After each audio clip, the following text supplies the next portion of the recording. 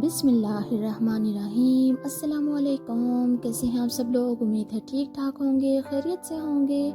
आज थर्सडे है और कुछ समझ नहीं आ रहा कि क्या बनाऊं, लेकिन फाइनली मैंने सोचा कि मैं आज चिकन बिरयानी बनाती हूं।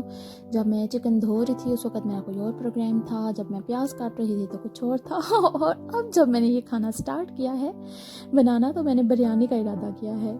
तो चलिए स्टार्ट करते हैं और देखते हैं कि हम कैसे ये बिरयानी बनाते हैं। बिल्कुल जी, ये मेरी सिंपल सी बिरयानी है। मैंने ऑयल में प्याज को डार्क ब्राउन कर लिया था और साथ ही मैंने पानी भी चढ़ा दिया था बॉईल होने के लिए, चावल उबालने के लिए।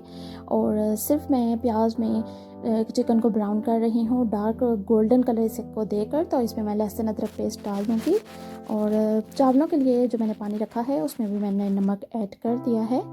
और अब इसमें जो मैं 2 बड़े चम्मच अदरक लहसुन का पेस्ट डाल के इसको 2 मिनट और जी साथ ही मैंने एक पैन में जो है पानी डाल के रख दिया है। उसमें मैंने छोटे छोटे क्यूब्स काट के आलूओं के तो उसमें ऐड कर दिए हैं बॉईल करने के लिए और उसको मैं रायता बनाऊंगी।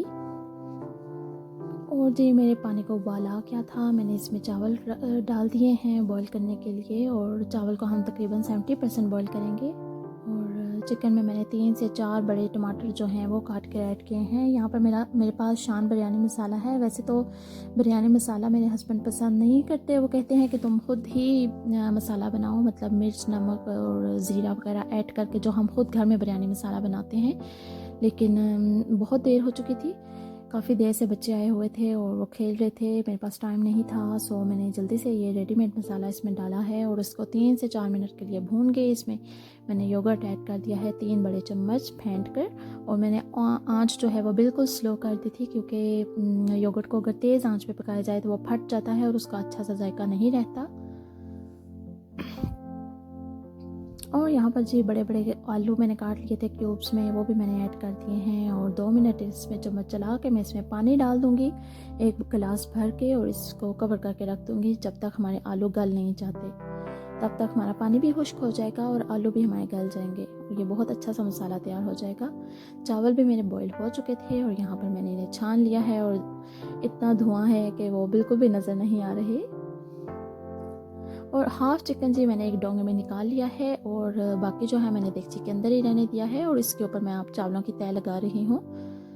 और ये जो मैंने एक साइड पर चिकन निकाल के रखा था, अब उसको मैं ऊपर रख के तो जो बाकी चावल हैं मैं सारे उसमें ऐड करके, तो कलर्स मुझे बहुत ज़्यादा पसंद नहीं है तो मैंने एक छोटी सी प्लेट में जो है ऑरेंज डार्क येलो कलर जो है वो उसमें ऐड कर लिया था। लेकिन वो वीडियो में ऑरेंज नज़र आ रहा है क्योंकि पता है हर कलर जो है वीडियो में इन्हेंस होकर नज़र आता है। तो इसमें मैं वो रायते के लिए जो प्याज कटा हुआ था उसी में से इसमें डाल दिया है। और मेरे पास शिमला मिर्च नहीं थी तो मैंने हरी मिर्च ही काट कर छोटी छोटी बारीक बारीक इसके ऊपर डाल दी है और लेमन के स्लाइसेस काट के इसे दम लगा दिया है। और जी जब तक हमारी बिरयानी को दम आता है, ये हमारा ग्रोसरी का सामान जो है हस्बैंड ले आए थे शाम को काम से आते हुए है, इसे भी हम अपने ठिकाने पर लगाएंगे और फिर देखेंगे हमारी बिरयानी कैसी बनी। और मैंने सारा ग्रोसरी का सामान संभाल लिया था।